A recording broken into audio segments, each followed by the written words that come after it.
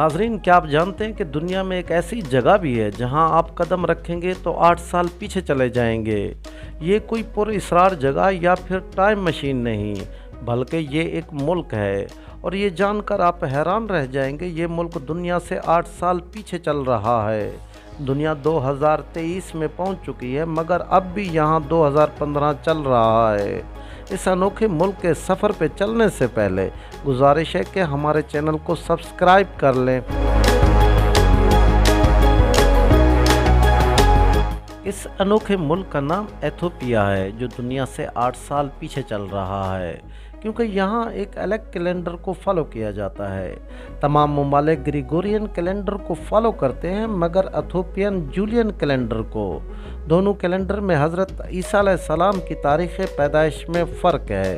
हालांकि दोनों कैलेंडर के तहत हज़रत ईसा अलैहिस्सलाम की पैदाइश से ही साल नौ का आगाज़ होता है।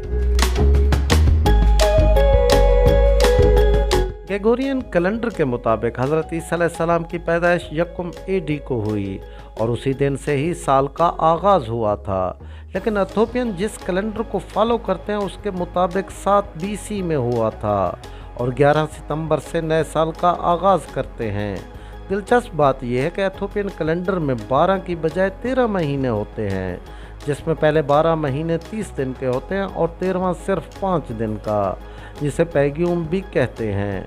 लीप ईयर में ये महीना 5 दिन की बजाय 6 दिन का होता है।